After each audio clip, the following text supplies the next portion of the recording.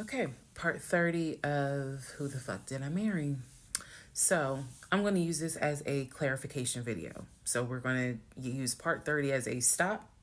Let's clarify some things. I've done that before on a previous set of videos, so I think it's just important to do that so that way I can try to address some of the things that I have seen in the comments, both supportive and just downright mean. But let me clarify some stuff. Number one, it is important to remember that I am telling this entire story of how I met, dated, married, and divorced my pathologically lying ex husband. I am going in chronological order of events. So, what that means is that, ma'am, sir, whoever you are, if you were coming in at part 30, but you have not seen part 11, some stuff is not going to make sense. I know. It is a long playlist. And don't worry about watching the video as soon as it comes out because everything, I'm trying to do this responsibly of telling the story in the order of which things happen. So I say that to say, please, if you're able to, start at the introduction disclaimer video. Start with part one and then just watch each video because a lot of the questions people are having that I'm seeing in the comments, and I say this respectfully, is just because you did not go to the other videos and watch them in order. That's just the first thing I want to say. It is important that I get this story out, but that it's done, like I said, responsibly. To me, responsibly is being honest, even if it makes me look bad, but then also trying to be clear and not ramble all over the place. So I'm trying to take the time to tell you this is what happened at this time.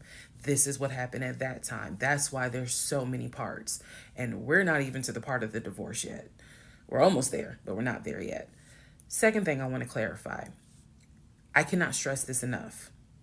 My family and my friends did not know what was going on between Legion and I. They did not know. My family only knew we've met this guy. He's dating our daughter, our niece, our cousin, our granddaughter. He seems to be a really nice guy. He seems to really love her.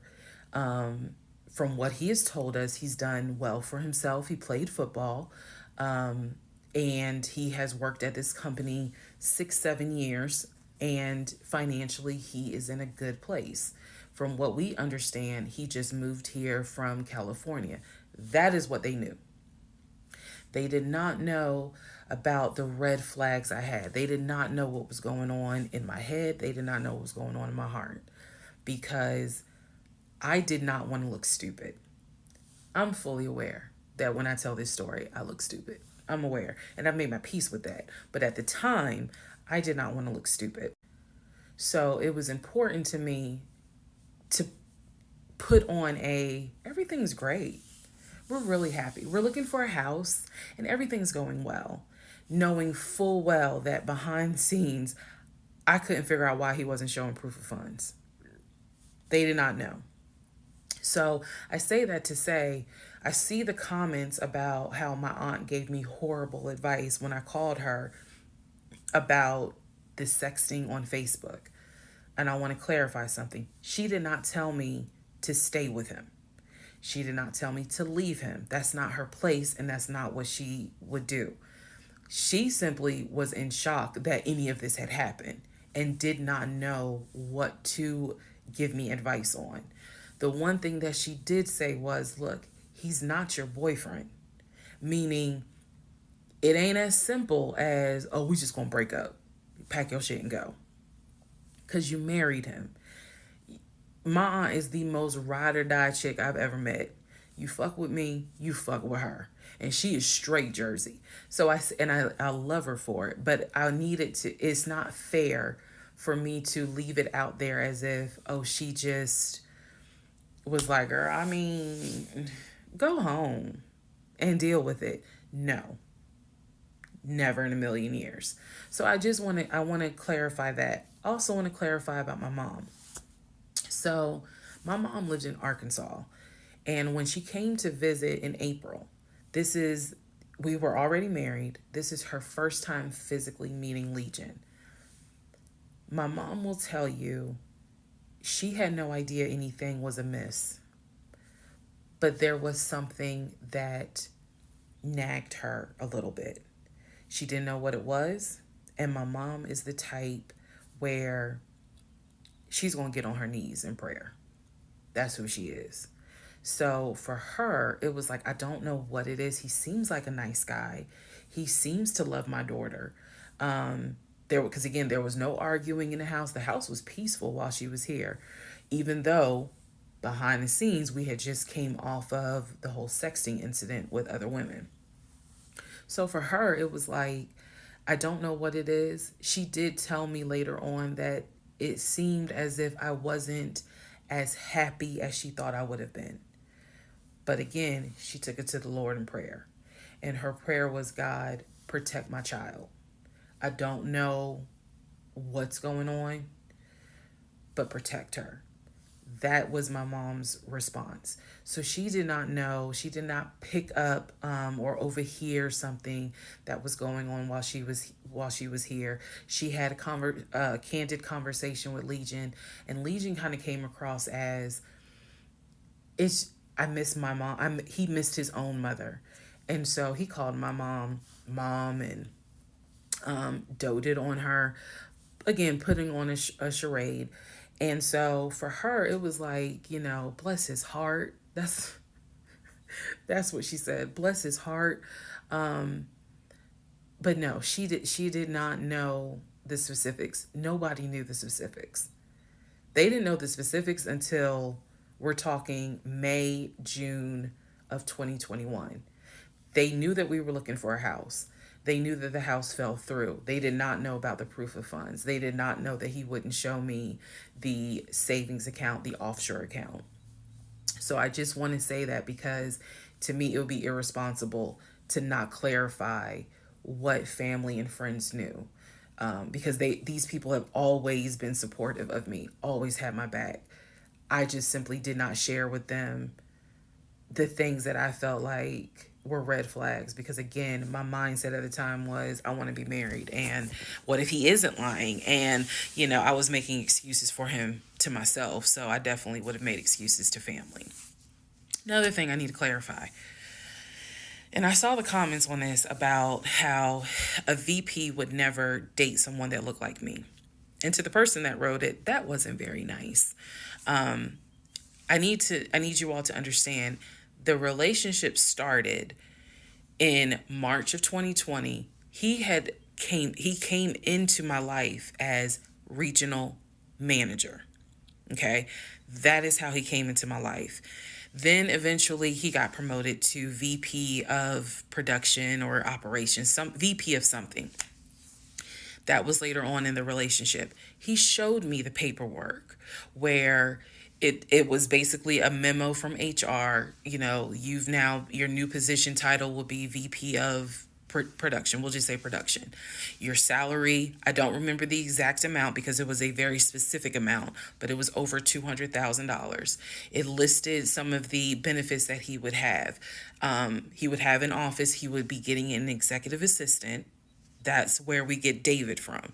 If you don't know who David is, please go back and watch the series in order. He would be getting an executive assistant. He would be getting use of the company helicopter. He would be getting a company car. That is where we're introduced to the fact that he was starting to shop for a company car that could not be more than $90,000. That's what he told me. I didn't see this in the memo, the amount of the car, but that's what he told me. So that's where you get the car shopping for the Range Rover, the Jaguar, the BMW. He even test drove a Mercedes GLE, I believe.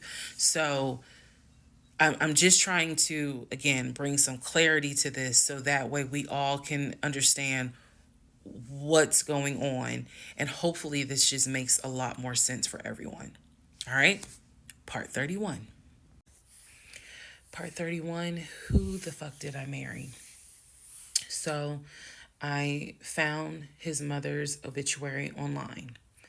It then told me, it listed The it listed his brother in Philly and his wife. It listed Legion, and then it said his wife. I took the name from the obituary and I did a Metro Atlanta court search with that name. I found a divorce record. I found a divorce record with Legion and the same woman's name that was in the obituary. In that divorce record, it looks like he's the one that filed for divorce. This would have been around 2016. This was after the mother's death. He filed for divorce. She was the respondent. I think that's the correct terminology. Both had a temporary protection order against each other. He had one against her. She had one against him. The divorce ended up getting granted, finalized. Then it looks like he went on his way. In the course of the search for her name, I discovered that at one point in time, the two of them had lived in Rhode Island. So that's the connection with Rhode Island, because for the longest time I could not figure out who lived in Rhode Island. That's where that came from. The two of them, he and this woman, lived in Rhode Island several years prior, or a few years prior. I could not find the obituary for his dad. I searched and I searched. I could not find the obituary for his father. For whatever reason, I knew his grandmother's name. I just randomly decided to do a Google search of the grandmother's name. Initially, nothing came up because I was looking for the grandmother's name in Philly. Nothing came up. I looked for the grandmother's name down here in Georgia. Found a record, but it wasn't quite clear. What was clear was that she had died several years prior. So what I found was a different website where it was like a legacy.com type thing. So I believe legacy.com holds old obituaries. Did a search for her name, found a match. That is when I discovered that she actually had passed away in July of 2008. Read the caption or the obituary and verified that in fact it was his grandmother. Because at the bottom of it, again, obituaries tell you a lot. It names who she leaves to cherish her memory. So it lists all the different family members. It lists the brother in Philly. It lists Legion, no spouse, and then a brother in Nashville. Once again, it did not list the two sisters, Shantae and Kim. So I'm even more like, okay, clearly something, is up when it comes to Shantae and Kim. But what I do know is that he has talked to them multiple times in front of me. So I'm not sure what I'm missing. Maybe some family feud happened. I don't know. So that is how I discovered that when he told me the grandmother died from COVID and he was crying, boo-hooing and all that shit, she actually had died in July of 2008. I found this out the same time that I found out about allegedly, and I say allegedly because I'll explain, allegedly the first wife, or at least what I think is the first wife. So while all this is going on, Legion is almost bedridden from what happened with his knee. And I need to take a moment to address this issue with the knee. Again, the story started, he hit his knee. Then it turned into It was an old football injury. And this has happened before. He's going to the doctor. The doctor's telling him to ice it and to elevate it. He eventually moves into the guest bedroom to be more comfortable. I'm going to make this statement. This is probably the only time I will make this statement. He was not lying about the injury that he had. I don't know where the injury came from, but what I do know was he was not lying in the fact that he was in pain. You could clearly see that he was in pain, and the pain was becoming debilitating.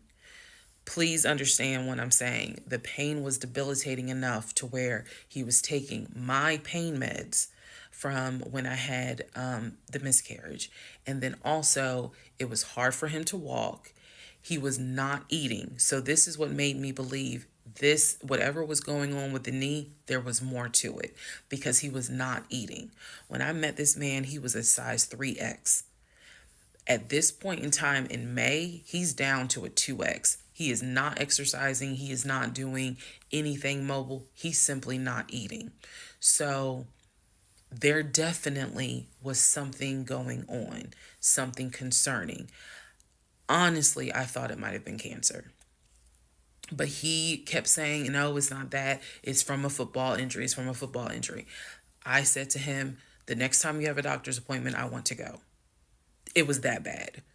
And he kept making excuses like, okay, fine, I'll make the appointment. I'll let you know what it is. Cool, I will take off work. I want to be at that doctor's appointment because whatever is going on with you is serious to the point where you are losing weight rapidly within a 2-week span. So now we can go ahead and enter into June. When we enter into June, I have verified, read the divorce documents for not one wife, but 2 wives. I have called San Diego State, verified they have no record of him. He claims he was a private citizen. I don't believe that. They're saying there's no record of him. I have pulled his background. It is showing that you've lived in Pennsylvania, Rhode Island, and Georgia. When I look at the addresses, it is tied to at least 2 women, both of whom I'm showing divorce records on file that you had. I've also verified that your grandmother actually died in 2008 and not in 2020 from COVID. I know all of this as I'm going into June. His birthday is June 17th. So all I've been doing is just trying to figure out what is it I'm going to do. I spoke to the pastor and his wife. I believe it was actually the pastor I spoke to because I knew the pastor previously before he did our marriage counseling. And I told him what I found. Mind blown. Mind blown. Had no idea. He knew something was up. He knew that Legion was not really trying to make this marriage work. He had no idea all this was going on. So he asked me, are you wanting to stay or do you want to end the marriage? I said, oh, absolutely, I'm ending it. Oh, hell yeah, I'm ending it. I have to. I have to end it. I have no idea who that man is in my guest bedroom. Not to mention, on top of all of this, he had lied about the death of the ex-wife's daughter. Part 32. Part 32. Who the fuck did I marry? All right. So we're now in June. By this point in June, I have been offered the new job, accepted it, put in my 2-week notice at my previous job, and was going to be starting the new job later on in the month. So when he laughed where I told him I wanted to get a new job, that laughter fueled me to get a new job. So here's what happened the beginning of June. At this point, he's completely bedridden. When I say completely bedridden, what I mean is, I'm trying to clarify this so it makes sense. From what I see, he is going to work, but he's calling out a lot more. Okay. So he had already left the condiment company and was working for Apple. So he's calling out quite a bit because the pain is pretty bad. So he's hardly eating at this point, hardly. For example, if I were to say, oh, I ordered a 10-piece wings, he's eating two. And that's it. That's all I would see him eat. I was going to work and coming home. The house was in the exact same place that it was when I left. Nothing in the kitchen had been moved. Nothing in the refrigerator had been moved, which led me to believe that he had not left the bed from the time I left to go to work until the time I came home. At this point in time, he's drinking Powerades like it's water. I mean, I'm buying cases of Powerades. And that seemed to be the only thing that he was taking in. So if he was a 3X when I met him, he's probably at a 1X, maybe a 2X, depending on the clothes. He's lost a lot of weight because he's not eating. So that's the reason why I say he wasn't faking whatever was going on. I think the issue with his knee was a symptom. That was not some football injury. That was not, I hit it at work. It wasn't that. Something else was going on. I had kept asking him to, let me know when you have a doctor's appointment. I'm going to go with you. I'm going to go with you. And he just kept saying the doctor, he's calling the doctor, and the doctor told him to just keep icing the knee. But I knew better. What was happening was I didn't care because of all the stuff I was finding out. So, beginning of June, he is in the bed, sleep, and I get his phone. I ain't gonna lie.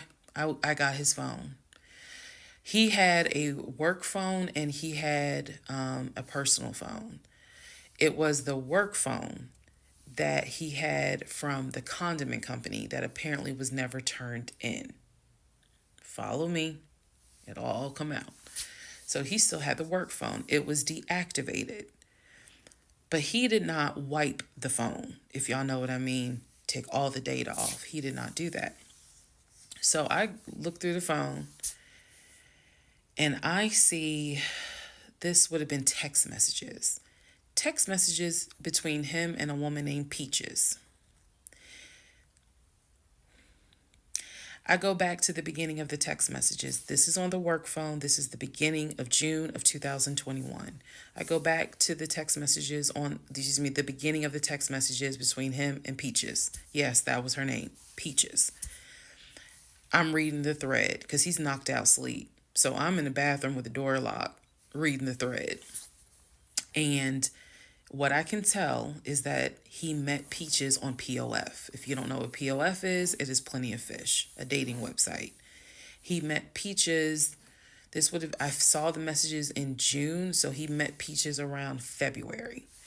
Met Peaches from POF. And apparently Peaches was, there's no nice way to say it. Apparently Peaches was a prostitute. So, and the reason why I say that is because in the text messages, she's listing the prices. So he asked for a hand job. This is in the text messages. She told him it would be like $40. He asked how much would it be for oral. She said it would be $60, because it was $60 and $80. One was the price with a condom, one was the price without one. So no messages after that. She sent a picture, he sent a picture. No messages after that. So in other words, these messages were not back to back every single day. There's breaks in between the messages. So like a message was in March, the next message is in April. message in April. Next message is like 2 weeks later. So he's asking her the prices. Next message I see would have been from a few weeks prior to the date of this. So this was the beginning of June. The message is from sometime beginning of May, where he is thanking her and says to her, thank you so much. That was really great. I hope I can see you again. Then there's messages where she said, hey, basically she was at a new spot. She must have moved. So he said, okay, I'm going to come through. I'm going to come see you. He's asking her to confirm the address. He was like, is it the house with the brown trash can with a white car in the front? She says, yes. So I'm thinking he was actually in front of the house when he's texting these messages. Then again, he does whatever he does, and he sends her a message a few hours later saying, thank you. That was great. I'm reading all this. And I will tell you guys something that you may or may not understand. Some women may or may not understand it. The cheating didn't even faze me. Didn't even faze me. I didn't cry. I did not feel like, what did I do wrong? I was relieved. The reason why I was relieved is because up until this point, I kind of struggled a little bit on whether or not, God, I know, Lord, you hate divorce, but I can't stay with a guy that lies. So when I saw the cheating stuff, I was like, oh shoot, thank you, Jesus. Okay. Because I know my Father in heaven's going to forgive the fact that I'm going to divorce him for infidelity. Go ahead. It's fine. Jesus will forgive me. So I was relieved, to be honest with you. Like, oh, okay. I got grounds now, bitch. That's how I felt. So saw the messages, forwarded the messages to my phone. Or excuse me, I had to take my phone because the phone was deactivated. So I kind of had to do a little ghetto. Hold the phone up, take my phone, and take pictures of what I see on the phone so that I would have proof on my phone. Then I put the phone back and continued on. Now, in the next part is the day that he gets kicked out. And I will tell y'all what happened. Part 33, who the fuck did I marry? June 17th, 2021. So, you guys have been on this ride. You now know exactly what information I did have. The morning of June 17th, which was his birthday, he was in the bed as usual. Powerade bottles all over the place because I wasn't in the mood to clean. And so I went in his room. He was awake. He was watching YouTube on his cell phone.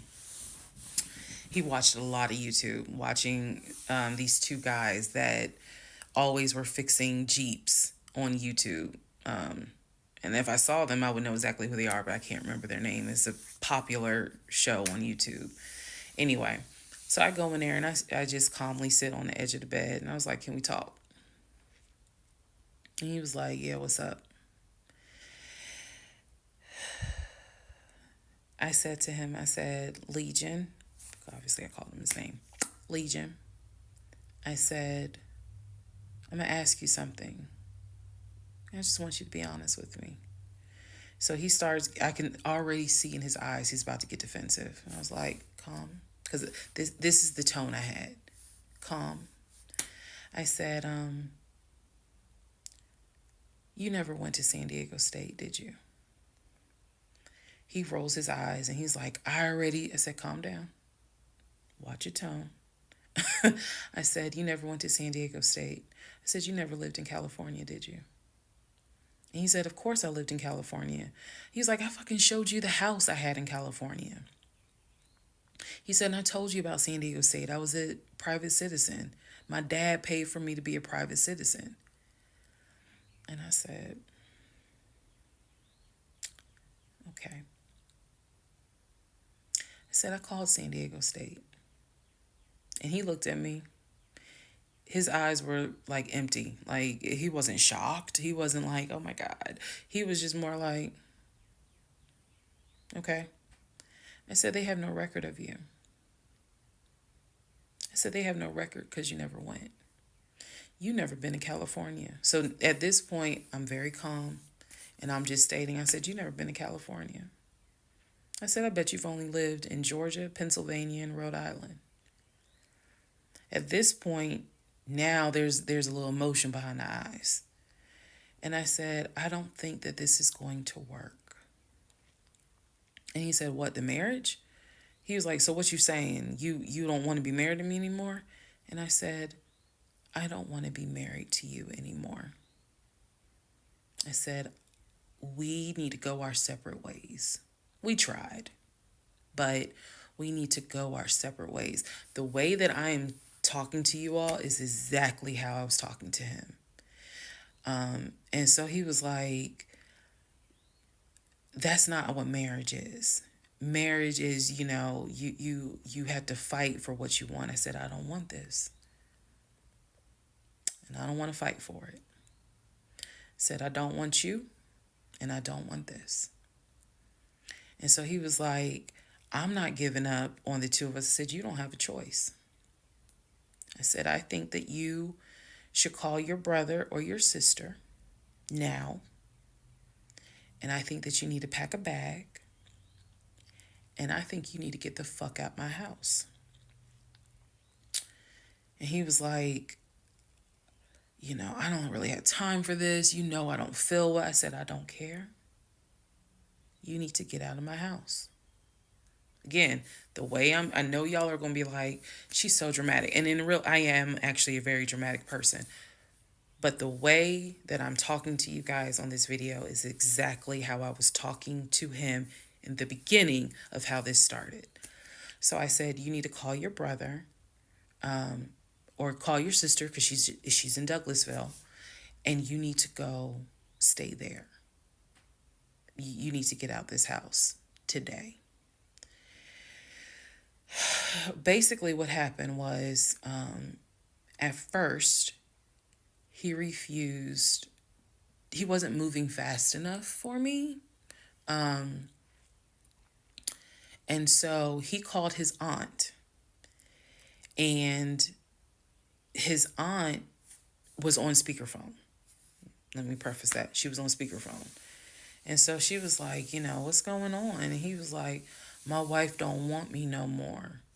She claimed that I be lying to her. I ain't never lied to her. When I heard this,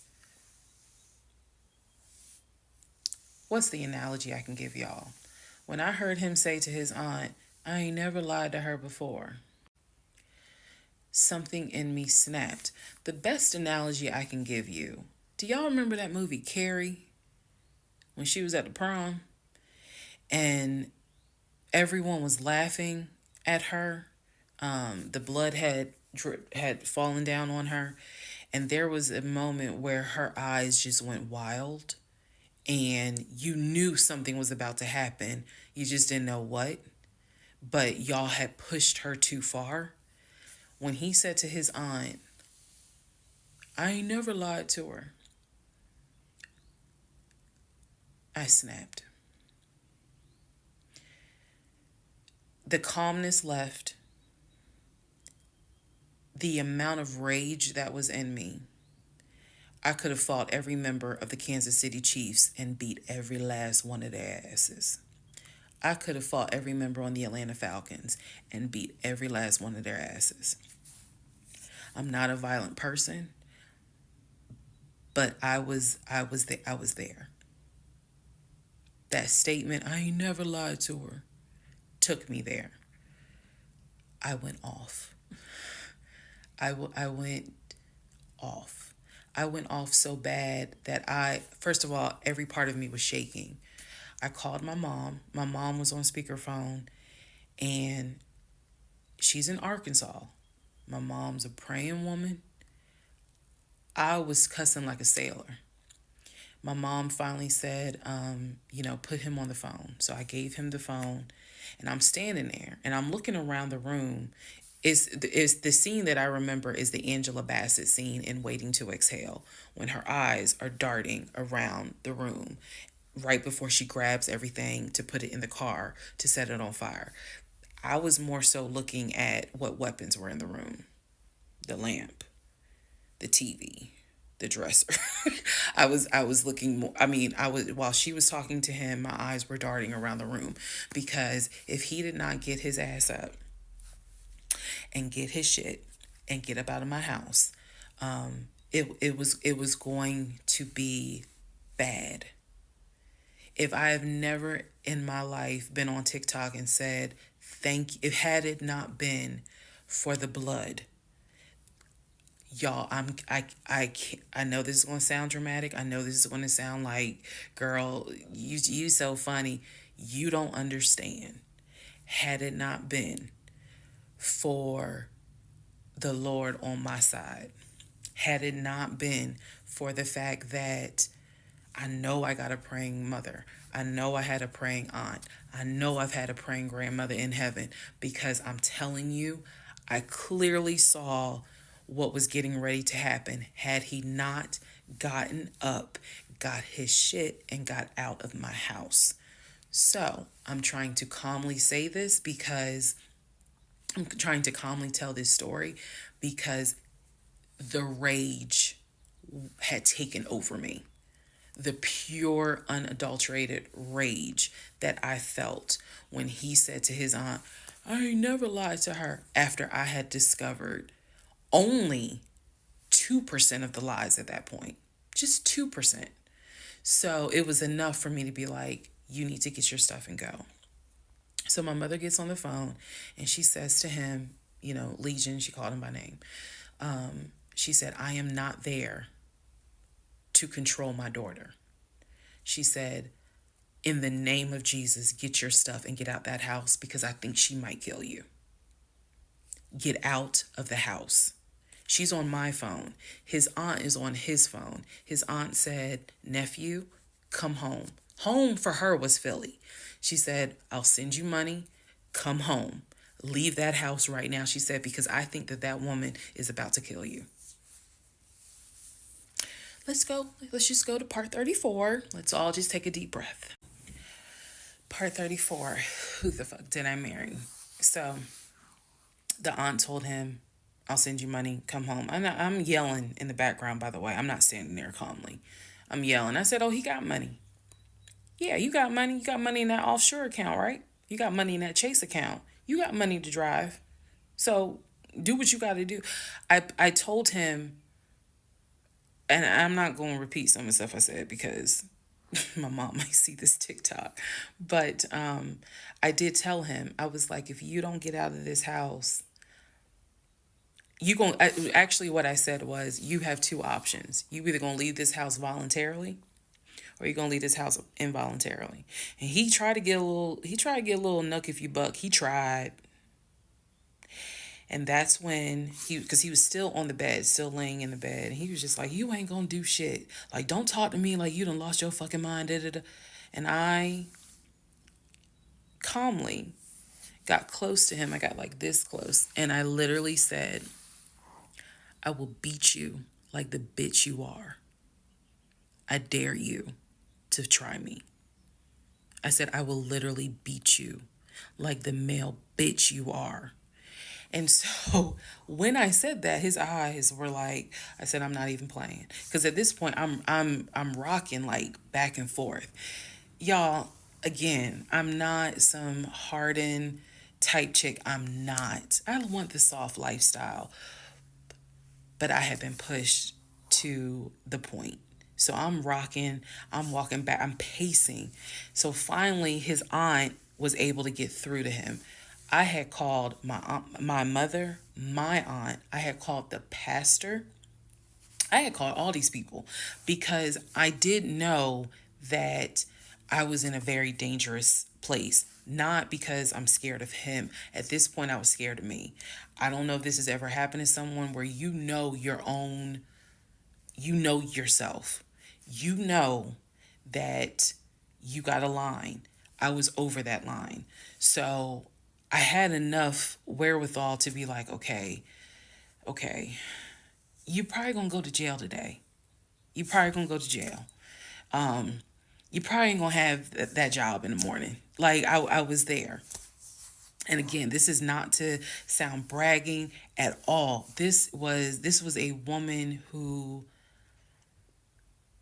I could not believe that even with the attempt of me trying to give him one last opportunity to tell me the truth, he still lied in my face. I was at my edge. So I yanked the covers back, and I told him, I was like, get up, get the fuck out of my house. Again, I'm saying it calmly on here. It was nothing calm in the house when this happened. So I'm throwing stuff up against the wall. I remember I looked at the lamp. He looked at me looking at the lamp, and I think something in him realized, okay, yeah, I'm in pain, but if I don't get up, she's going to do something with that lamp. So he does get up.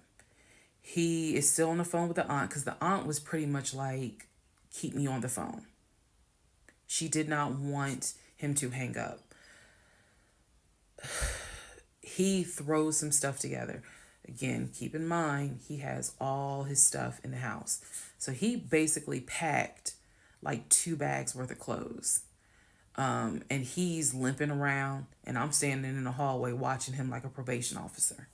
So he's limping around, and I'm looking at the condition of the bedroom.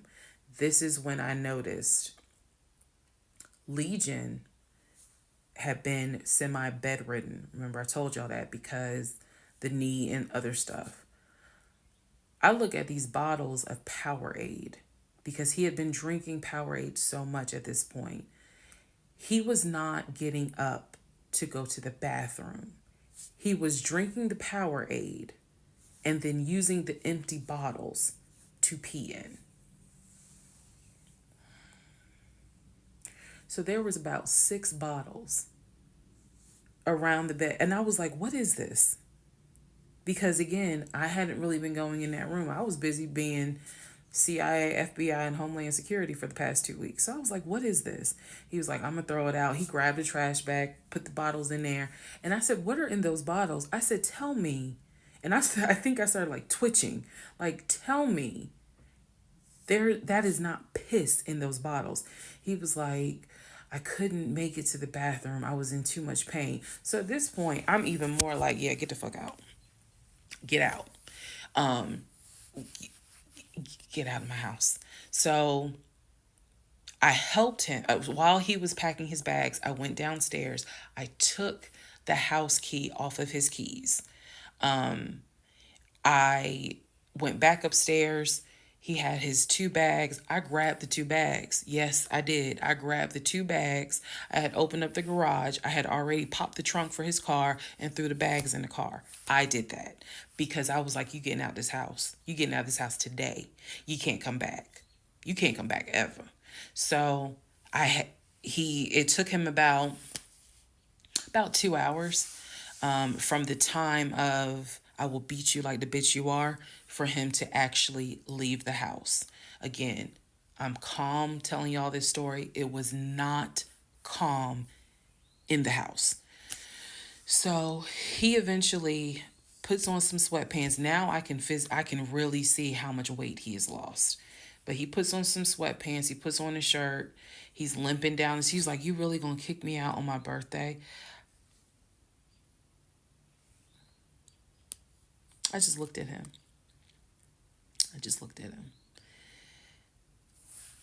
Opened the door. He went through the garage, got into his car, called, his aunt was still on the phone, and she was like, I'm going to send you some money. And that's the part I was like, clearly he has the money. Like, you ain't got to send him money. He doesn't even have to go to Philly. He can just go get a hotel for now. I don't care what he does. He just got to leave his house. So he ends up getting in the car, driving off. My mom calls and she's just like, is he still there? I said no. I had not told her what all he had lied about.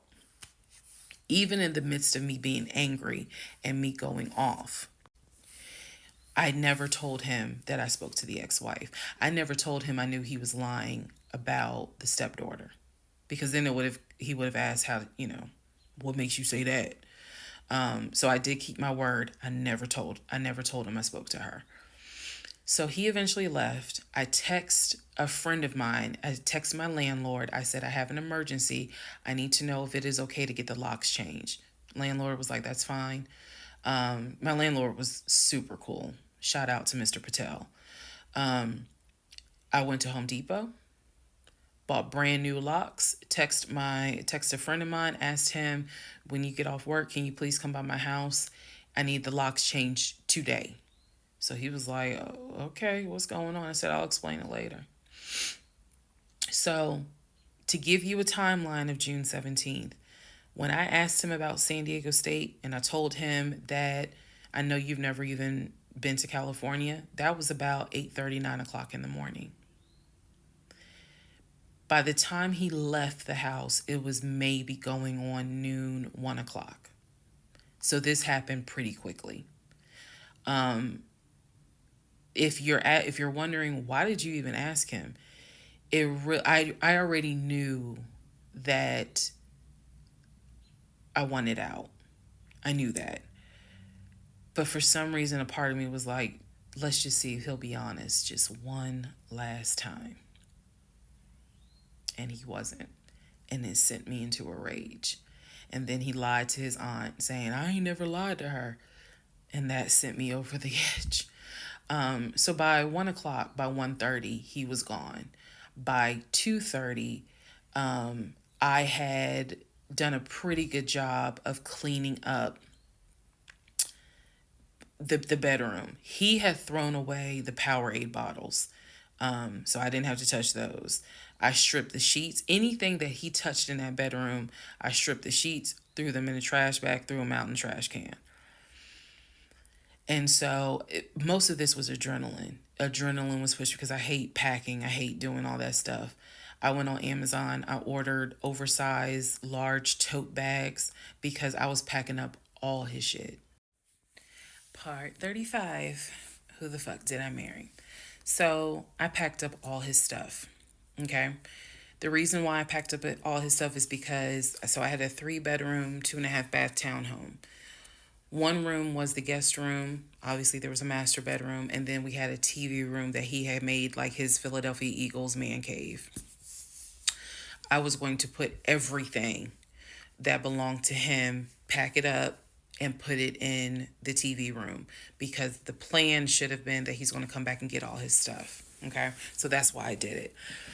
And honestly, it just felt good to pack up his stuff and go through it freely, because when he packed in a hurry, he left obviously really important things. He left all his Invicta watches. He left all his WWE championship belts.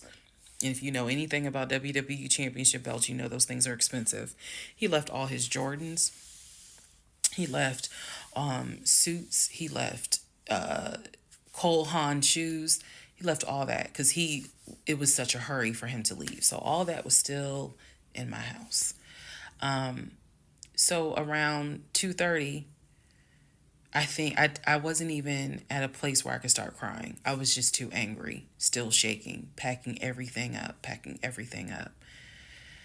One of the things that he left is a photo album with all the pictures of his mom and dad and his siblings growing up. Now, I had the thought of I was going to have a burn party. And I was going to put it on Facebook Live. I was going to burn it with my friends and drink and dance and play music. But it's his deceased parents. I do have a heart. So I put that somewhere special, meaning I put it up in the closet. He had told me that he was going to come back and get his stuff. And so I just did not, I didn't throw anything out unless it was like something I knew was trash. Other than that, I put everything up and kept it, in the TV room. So that's June 17th. Also on June 17th, I had already ordered his birthday cake. I had ordered the birthday cake like the end of May because it was like a special birthday cake. So I also had to go get the birthday cake from the bakery in East Point. And I took it to my family's house and we ate it. Yes, I had left the house, went to my family's house, filled them in, my aunt, my little cousin, and my grandfather, because my mom was in Arkansas. So went over to their house, filled them in on what was going on. They could not believe it. Although my grandfather then told me, he said, he ain't look like he was a football player. He was like, I didn't want to say nothing, but he ain't look like he was a football player. Gotta love grandparents. So we ate his birthday cake, went back home. The friend that I had called came, changed all the locks, I changed the security codes. Effectively, he would not have been able to get in that house. So that is what happened on June 17th.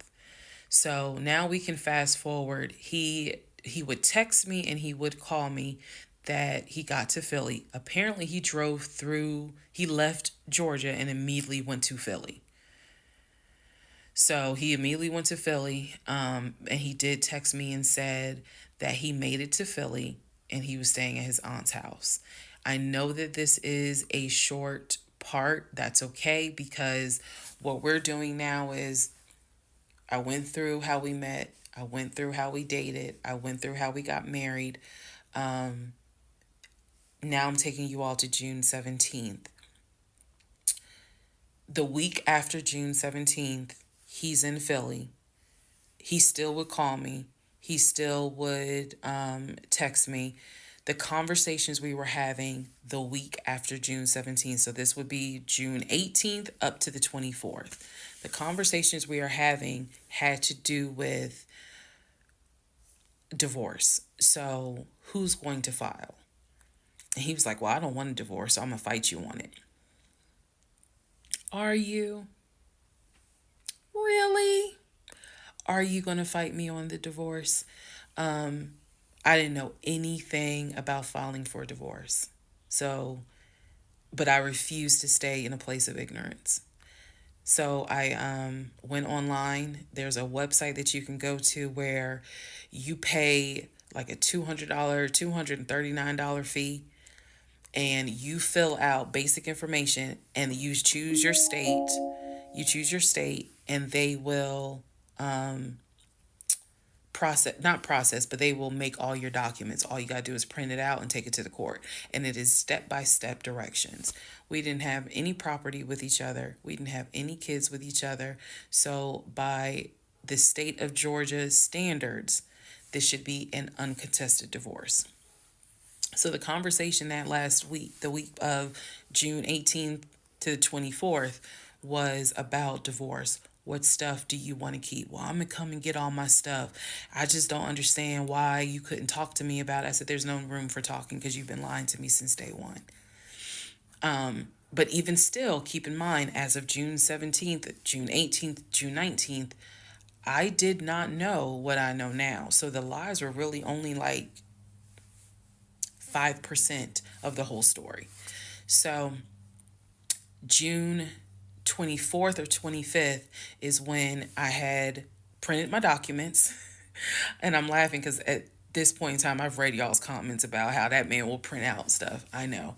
But I used the website, typed all my stuff in, got my documents, and then I went. I took a day off from the job because I was getting ready to transition into the new job. So I left work early, went to the courthouse, and filed for divorce. I filed. I paid. And then I already had the documents where he would have needed to sign so that it could then be entered into for a divorce settlement agreement. So going into part 36 or 35, I know there's so many parts. Going into the next part is where I can tell you guys what happened with him, because he drove to Philly and he was in Philly for about a week. maybe 3 to 4 days. Then I get a message on Facebook Messenger from a woman claiming to be his cousin. Lord Jesus. So the cousin tells me, actually, I can tell y'all. So the cousin tells me that he's there. He's telling the family that I kicked him out. He's telling the family that I kicked him out after he walked in on me having an affair, that I stole his money, and I then kicked him out. And the man I was having an affair with, he said, was a law enforcement officer who used his duty weapon to threaten him to get out the house. This is what he told his family. And the cousin was reaching out to me. She found me through a search on Facebook and was reaching out to me because she's like, we know he lies. So I'm just trying to figure out is this true? Because he's up here asking us for money, asking to stay on our couches. Like, what's going on? Then she explained to me, we didn't even know he got married. So this is the first time we're hearing about you. What do you mean you didn't know he got married? He talks to his brother every day. She said, who told you that? I said, I've heard him talk to his brother every day. All his brothers. She said, all his brothers? How many brothers do you think he has? I said, he has 4 brothers. I named them. She said, he has 2 brothers. She said, he has the twin and he has the older brother. I said, twin? Who is the twin? Welcome to the next part where we discover the real family tree. Part 36, who the fuck did I marry? The family tree. Please fasten your seatbelts and put the tray tables in the upright position. Let's go. All right. The cousin, I'm not going to name her. The cousin had reached out to me on Facebook, asked me to please give her a call. So this conversation was on the phone. Yes, I was actually speaking to her. She informs me again about the whole he's up there. He's telling everyone that he walked in on me cheating on him. It was with a law enforcement officer, and that the law enforcement officer used his duty weapon to threaten him to get him out of the house. The reason why I'm particularly mentioning the fact that he said it was law enforcement is because he was trying to get a family member, like one of his cousins, to call the agency of the law enforcement officer and file a complaint, which in hopes would then start an internal affairs investigation. Yeah. So, female cousin's on the phone with me. She's telling me everything that he is telling them. She's like, look, we know he a liar. We don't fuck with him. He's been a liar since a kid, but he's also family. She said, we didn't know at all who you are. So I thought that was interesting because I was like, you didn't know who I was, but his brother knew who I was. And so, again, that's when I said to her that I was like, he's talked to his brother every day. So why wouldn't the brother tell y'all that he had gotten married?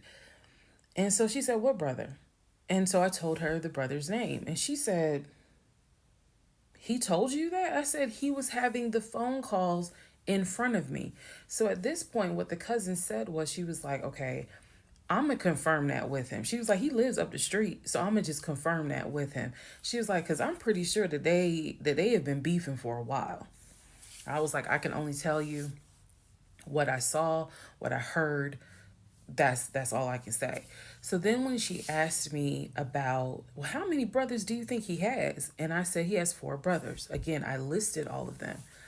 This woman was like, he has 2 brothers. She said he has the twin, and he has the older brother, the one that he was on the phone with every morning, blah, blah, blah, blah, blah. I said, twin? Who's the twin?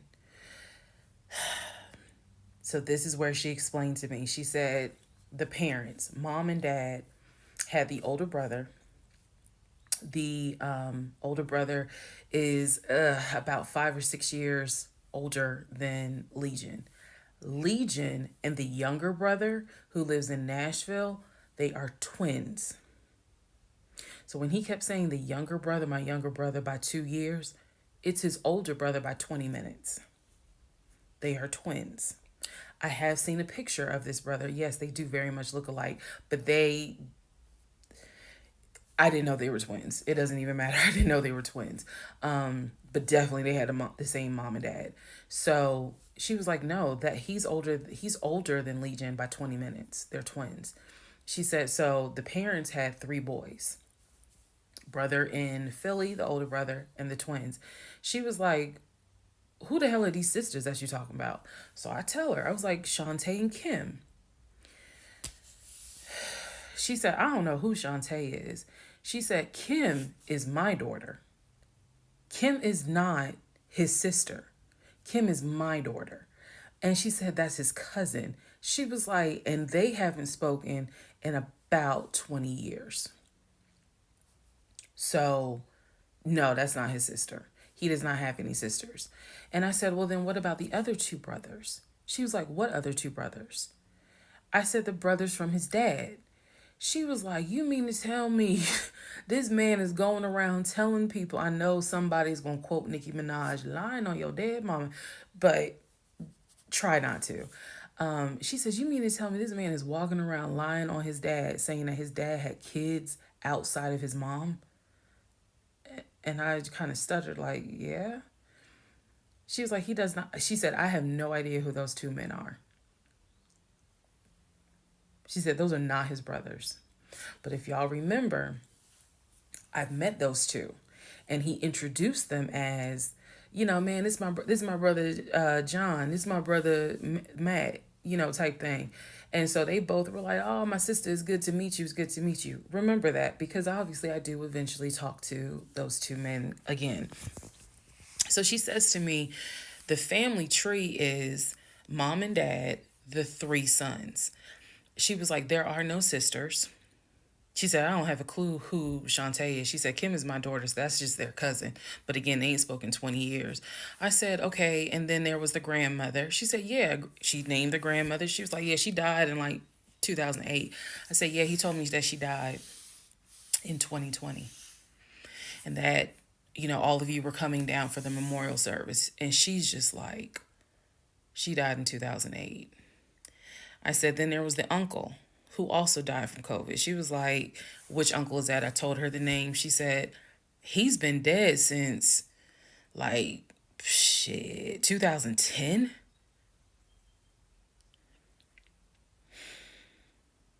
I said, okay, what about the cousin nicknamed Junebug? Everybody got a cut. If you're not African American, we all know a Junebug somewhere. And she just was like, oh yeah, cousin Junebug. She was like, man, that's crazy what happened to him. And I was like, what do you mean what happened to him? Because I know he has talked to his cousin Junebug on the phone a few months prior. He was like, and so she said to me, she said, yeah, he had passed away in 2016. So this is now 3 people that she's naming that I recall him having either a story about or a phone call with, and she's telling me that they are all passed away. So this is when the conversation kind of changes, and she's like, you know what? She said, let me speak to the older brother, because he probably wants to talk to you. She was like, you probably should talk to him, and a lot of your questions will get answered. She was like, this dude's been lying ever since he was a kid. She was like, she said, literally, we don't fuck with him. I remember her saying that verbatim. She was so adamant. She was like, and when he showed up here out the blue, talking about how his wife cheated on him with a law enforcement officer, and how the guy took his gun out and threatened him to leave the house. She was like, we knew something was up. She was like, that's why I had to find out who you were and reach out to you and find out the truth. I said, there was no other guy. There was no law enforcement officer. And she was like, yeah, because he was telling us where the dude worked and how we should go ahead and file, like help him file a complaint so that this dude could lose his job. I said, there is no other person. I said, I kicked him out. That was me, all by myself. No gun, just my fist. And so she said, he telling us that he had gotten married, and then she was like, apparently y'all had a baby. So she was like, so you got a kid with him? So I had to explain to her. I said, no. I said I had a miscarriage back in back in June of 2020, and I had to have surgery in July. So she was just like, girl. So she started like really being encouraging and was saying, you dodged a bullet, honey. She was like, I don't wish this. She's like, I know he my family, but I don't wish him on no woman. So we've have each other's numbers. She was like, if you need anything, please feel free to call me. She was like, I've had my own issues with him. I've had my own issues in life. But she was like, get your divorce and be done with him. Then she said, I'm going to put you in contact with the older brother. Next part is me finally talking to the older brother that he had been talking to every morning. Part 37, who the fuck did I marry? So at this point in time, I have filed for divorce.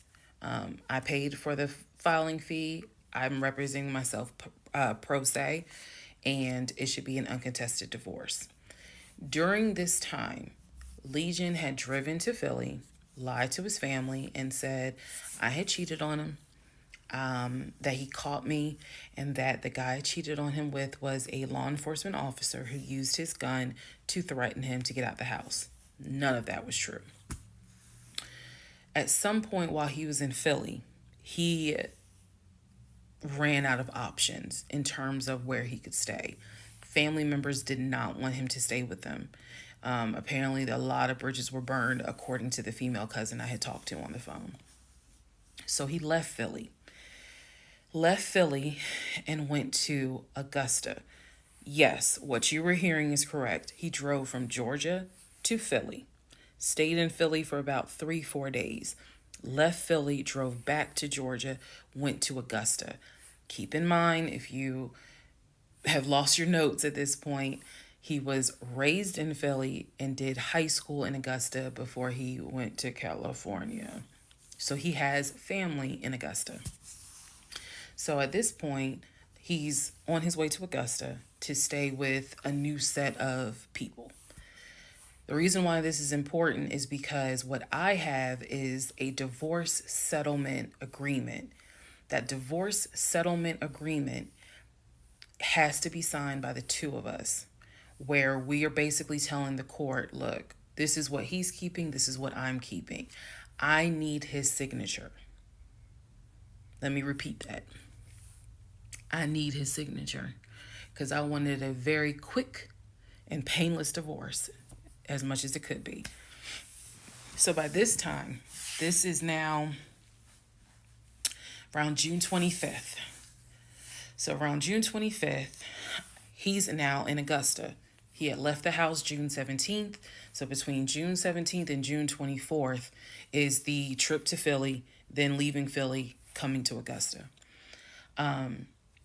My aunt and my little cousin get in the car with me and I drive to Augusta with a rag on my head, some sweatpants, and a tank top because it's July, so it's hot. But we ride to Augusta. I had spoken to him. I had said, I just need you to sign this piece of paper. And he was like, I'll get to it when I get to it. No. We're going to get to it as quickly as possible. So if that means I got to drive to Augusta tomorrow morning at 7 o'clock, I'm going to do that because I need that signature. I ain't telling him this. This was my attitude. Sure enough, went ahead, drove down there. I met him at the UPS store in Augusta. It's in the same Kroger shopping center. They had a notary there because I needed the papers to be notarized. So he pulls up. It's only been a week since I last saw him. It has been months since my aunt saw him. Okay. She had no idea of the condition that he was in. Again, I'm telling y'all, when I met him, when he met my family, he was like a size 3X. In just a short span of time for a week, he easily could have been in an extra large, maybe even a large, but was wearing 3X clothes. So he has told me this whole time he didn't know I had spoken to his family. Okay, probably need to put that in there. He did not know I had spoken to his cousin. So he was telling me that he had a place to stay. He was staying with some family members, and everything was cool. He told me he was going back to Augusta because he had a job. That's what he told me. The family member, the cousin, told me, oh no, it's not that he had a job. We kicked his ass out because he's still lying. And we don't want anything to do with him. So when I saw him get out the car, I immediately knew, you probably have not washed in 3 days. I'm not overreacting. His nails had not been cut, so his nails were a bit long. He smelled like the Chattahoochee dump on a hot summer Georgia day. He stunk so bad. And for a moment, I did not recognize the man that I was legally married to. I did not recognize him. He almost looked, what's the word? Emaciated. If I may be mispronouncing it, but the way someone looks when they have lost so much weight and it's almost like your skin and bones. He looked homeless. He smelled homeless. And my heart just kind of broke. It kind of did. I'll be honest, it kind of broke. It did not break enough for me to not get that signature though. So when he walked into the UPS store, you clearly could see that some of the people were like, let me get away from him. Me, I just was like, okay, so I just need you to sign right here, and I just need you to sign right there. Okay, and then a woman named Lauren came over and notarized the papers, and then we were done because he signed the divorce agreement. He didn't even read it. Reason why I'm pointing that out is because he didn't read the part where what's left in the house now belongs to me. Where he took technically what he was going to take. Everything else in that home belongs to me. Remember, I told y'all he had left all his Invicta watches. He had left all his WWE championship belts, his Jordans, a lot of his clothes, his Cole Haans. He had left all that stuff. He never even read the divorce agreement. So he signed it. I signed it. Lauren notarized it. We leave the store and I said, have you eaten? And he was like, yeah, I ate. It's just, my knee. So again, he's talking about the knee, but if you saw him, you would know there's way more to it than the knee. So I said to him, look, since you met me here, let me give you some money so you can get you some chicken nuggets. Yeah, that's what I said. You can get you some chicken nuggets. So I believe I gave him like $5 or $6. Go get you some chicken. I think I Zelled it to him, actually. Just go get you some food. Then because where he parked was not far. It was like, okay, I'm parked here. He's parked in front of me in the other row. So there's that aisle that you can drive down. So I walked him to the car. And I saw the condition of the inside of the car. And that's when I knew he's been living in his car. He's been living in his car. So clearly, I no longer had a question of, so where's his offshore account? Where's the U.S. bank savings account? Where's the checking account? Didn't have that question anymore. Because if you had money, you wouldn't be living in your car. You would not be in the same clothes that you were in when you left my house on June 17th. And this is now June 25th. So he was like, I'm gonna be all right. I'm about to start a new job. I'm gonna be cool. I got a family member I can stay with. Everything's gonna be okay. All right. I said, I will let you know when the divorce is granted. I said, I will send you a copy of the divorce decree. And he was like, okay. He said, well, how long you think that's going to take? I said, I'm not sure. I thought I had to wait 30 days before I could file the divorce agreement settlement form. And then the judge would grant it in 30 days. So basically, this is like June 25th. I'm looking at the end of August that it would take for the divorce to be granted, assuming there were no hiccups, assuming he didn't decide he was going to pull a fast one. So I told him, I was like, I'm going to file this, and then once we get the divorce decree, I'll send you a copy. He said, okay. He got in his car. I got in my car. I drove all the way back home, and he went to wherever he went. Next part is the next series of lies that I was faced with. All right, part 38 of Who the Fuck Did I Marry? I'm going to call this housekeeping and missing pieces. So, housekeeping. First and foremost, as much as I know you all have enjoyed this series, and some of you have told me how entertaining you have found it, the story will be done this weekend. So, in other words, I don't care how many parts I gotta film. It will be done this weekend. We're not gonna drag it into the new week. So I just want to let everyone know that. So please be sure to tell your sisters, your mamas, your aunties, your cousins, your best friends, hey y'all, go ahead and watch all the parts, because she's saying she's wrapping it up this weekend. But I'll leave the playlist up, so don't worry. Also, let's see. I'm sorry for the people who were like, I keep talking really slow. I didn't know that I was, and they're like, you're just long-winded.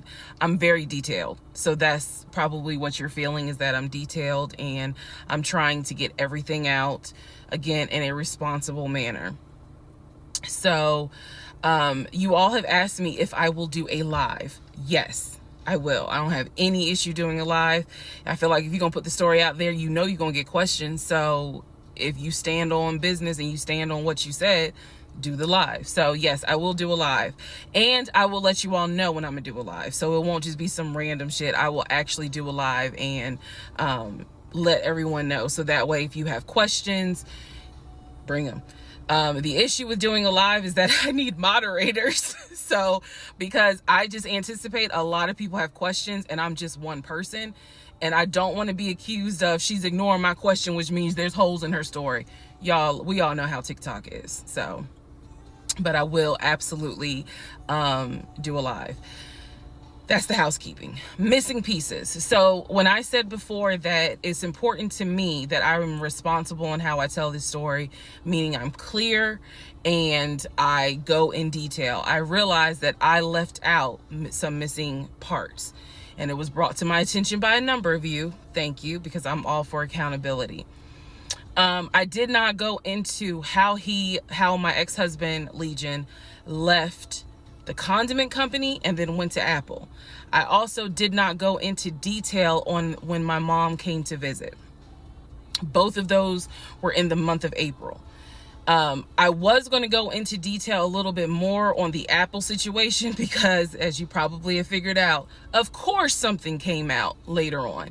But nevertheless, in terms of April of 2021, my mom came for a visit. She lived in Arkansas. She came to visit us. She came to visit us after we had that whole sexting on Facebook incident, and just after we had started marital counseling.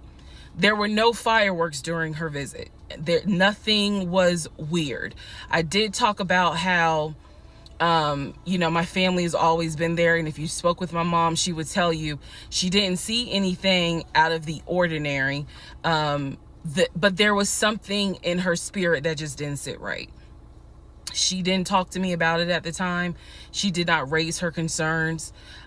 She simply, when she came to visit, we welcomed her with open arms. Legion was excited to meet her. She was excited to meet him. We took my mom out to eat.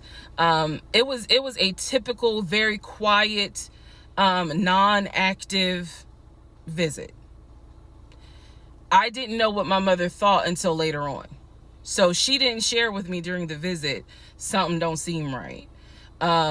She and I sat in the guest room talking. I never told her anything that was going on. Number one, because again, it goes back to that mindset of what happens in my marriage needs to stay in my marriage. And I talk about how I didn't think looking back, it was not a good idea that I told my aunt what had happened. My aunt is not the type that's going to tell my mother.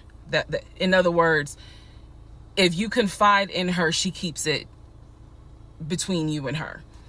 So my mom never knew that there were any issues. And so there was nothing for her to be on mama bear mode. Had she known, this would have been a very different trip, but she didn't know. So she did come to visit.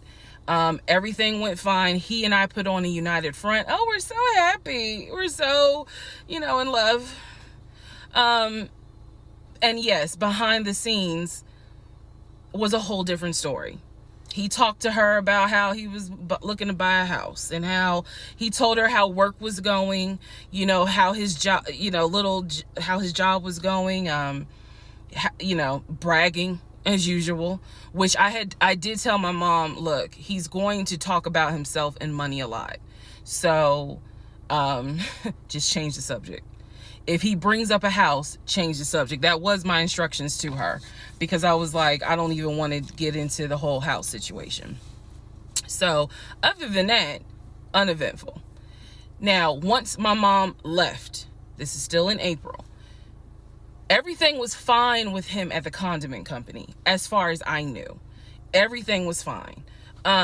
What ended up happening is he randomly came home one day and starts complaining about changes that are going on at the company. When he started complaining about those changes, it was things like, keep in mind, he is not VP of the company. He was VP of, I keep getting it wrong, but I think it was VP of production is what the memo says. So he was not the second in command for the company. He was upset that he was being blamed for, production stats, that the production was down. He was upset that his plant manager apparently had resigned. He was upset that some of the policy changes that were coming into play that would affect his plant. These are the things that he was coming home and complaining about. Literally, he would complain. He started complaining Monday. By Friday, he said, you know what, if they continue doing this, then I just need to find another job. He was like, I think I'm gonna call my homeboy that I work with at Apple and I'm gonna see, what they have available. Yes, there were red flags going up. Of course there were. At this point, we're not even dealing with United Nations of red flags. We are dealing with the Olympics. We are dealing with the parade of all nations. Everybody got a red flag. So when he said that, I was kind of like, okay, because I had become numb to all the antics that he did. I was numb to it. So he literally said, I think I'm gonna call my homeboy and I'm gonna see what's at Apple. My response to him was, well, what about your salary? Would you take a pay cut? And he was like, no, I'm not gonna take a pay cut. Like, I wouldn't leave unless it's gonna be the same amount or more money. Y'all, the next week, last week of April, I'm at work, minding my own business. He calls me and tells me, I've decided to resign. You what? I've decided to resign. Don't worry. Don't get all crazy. I had talked to my homeboy. There is a position at Apple and I'm on my way there now to go and meet him so that I can get some information on the position. We're married, y'all. We're married. So what I said to him was, well, will you get all this in writing? His words to me were, of course I'm gonna get it in writing. I'm not stupid. You know what? I don't even want to talk to you no more. Click. That's the end of April. So that is how I was introduced to this Apple job. Again, if you stick with this series, you will find out exactly what happened. But that's how I was introduced to the Apple job. It literally was in a span of within 2 weeks. And he resigned from the condiment company and immediately said, I'm going to move over to Apple. Just wanted to clarify that. So, we will continue on. Part 39, who the fuck did I marry? Everything you're going to hear, probably in this part and the next part, all of this happens in the month of July, 2021. Divorce has been filed. It was filed the end of June. I got his signature on the divorce settlement agreement. I thought that I had to wait 30 days before I could actually file that with the court. And so this is kind of in the limbo period because I'm still within those 30 days. So he left a book bag at the house. Book bag that had all kind of paperwork in there. Inside the book bag, this is the paperwork that I found. Number one, I found a packet from the condiment company where it showed his 401k contributions. It also stated in there that he had been terminated. So he was terminated from the condiment company according to the paperwork in the packet that I saw in the book bag that he left at my house. Also in the book bag were paycheck stubs from a previous job where he worked at a cemetery. The same cemetery that he took me to show me where his grandmother and grandfather were buried. So let's go ahead. I'll do this video and say this is what he told me. This is what I confirmed. He told me his grandmother and grandfather were buried there. He showed me a headstone with a family name on it. If you go back in previous parts, I talk about it. The truth is they are not buried there. He is of no relation to the people who are buried at that particular gravesite. Only reason why he knew about it is because he had worked there. Also in the book bag, it was a copy of a driver's license that he had. The address on the driver's license, now this I still don't have an answer to, but the address on the driver's license was the same address as the cemetery. Because I looked it up on Google. Also in the book bag was paperwork from another construction company job, meaning it was paycheck stubs from another construction company here in Atlanta that he had worked for. It did not have dates on it, so I don't know when he worked for the construction company. Also in the book bag paperwork was unemployment paperwork. So it looked like he had been receiving unemployment just before I met him. I met him in March. It looked like he had been receiving unemployment January and February. So once again, let's confirm. He did not work for the condiment company for 6 to 7 years. Also in there were scraps of paper from a temp agency where it was information on the job that he had been placed at. Where was that job? The condiment company. He would be a forklift / loader is what it said. So I interpret that to mean he can drive a forklift, but he would have been loading up the 18-wheelers for them to go out to their deliveries. Also in this book bag was paperwork from Clayton County courts, I believe, for a weekend, what is it called? A weekender jail. It was like a weekender jail receipt. So I had to do some research. So apparently what that means is that there is an option where if you have a job, let's say you were sentenced to 60 days in jail, but you have a full-time job. apparently the court can say, okay, you'll go to jail on the weekends. So in other words, you have to report to the jail on Friday at 5 o'clock, and you'll be there Friday, Saturday, Sunday. You will get out Sunday at 6 o'clock. Apparently that's actually a real thing. So what was in the book bag were multiple yellow receipts for different weekends that he had to report and get out of jail. Last but not least, there were some additional pictures, and then there were some, and when I say pictures, I'm talking about family photos. And then there was another additional copy of his driver's license with the Douglasville address. I looked up that address. The name associated with that address was the same name as the ex-girlfriend that he had in between the ex-wife and me. If you go back to the video where I talk about the conversation I had with the ex-wife, she tells me that the address was going to come back to the ex-girlfriend. I'm simply saying that is correct. So what she told me is true. So because of everything that I found, I decided to go down a new rabbit hole. Again, just recapping what I said in previous videos. Ex-husband was always a stickler about law enforcement. His dad was a retired police officer. I'm just telling y'all the story. His dad was a retired police officer. Mom was a retired teacher. After his dad retired, they moved to Augusta, started a church. He took me to that church in Augusta, the same day that he took me to meet his aunt who lived in Augusta. So these are now things that he actually took me to, just like he took me to the cemetery. So that's what I found in the book bag.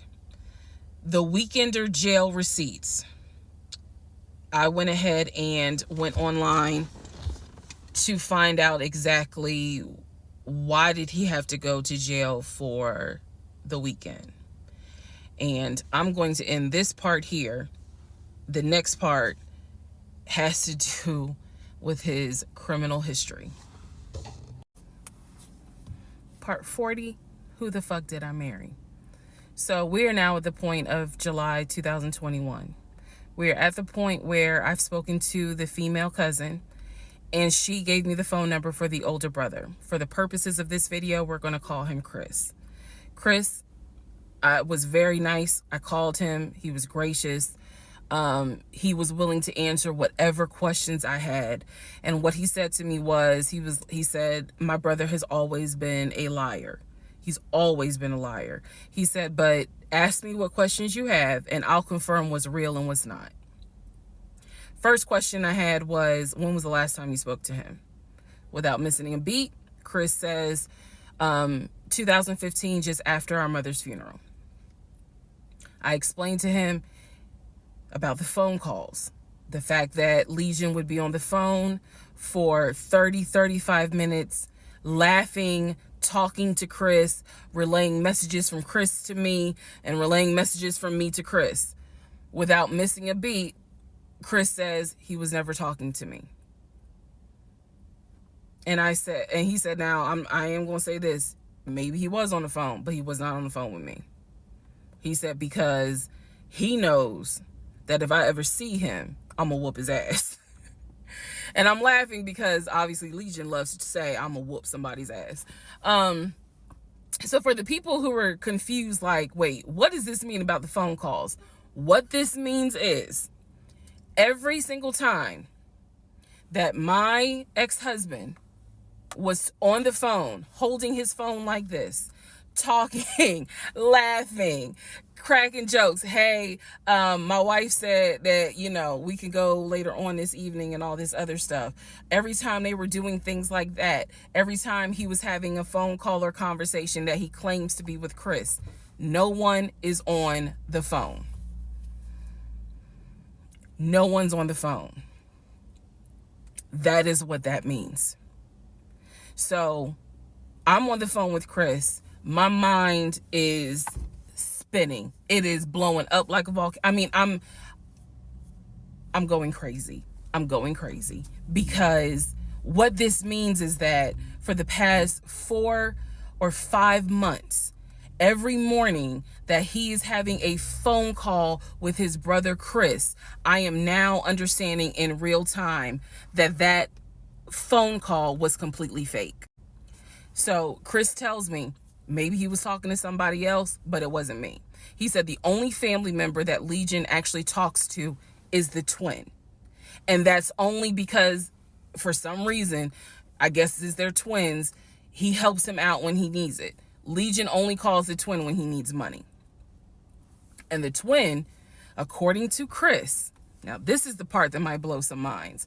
The twin brother, the one that is older by 20 minutes, is VP of his company, is married, drives a luxury car, and lives in like a 4 or 5 bedroom house in Nashville. So Chris is saying to me, he was like, it sounds like he took the identity of the twin and was trying to act like that's his life. And it's not. He was like, that nigga ain't never had no money, ain't never kept a job a long period of time.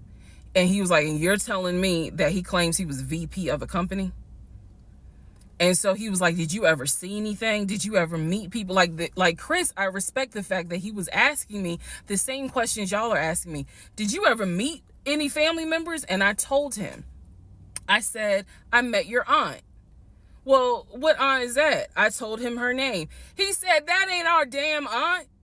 I don't know if y'all have ever dealt with people from Philly. So he was just loud. He was like, that ain't our aunt. He said, that is our mother's best friend. And I don't trust that hoe. I'm sorry. It's the way he said it that it makes me laugh. Anyway, he's like, I don't trust her. I don't trust her at all. She is not our aunt.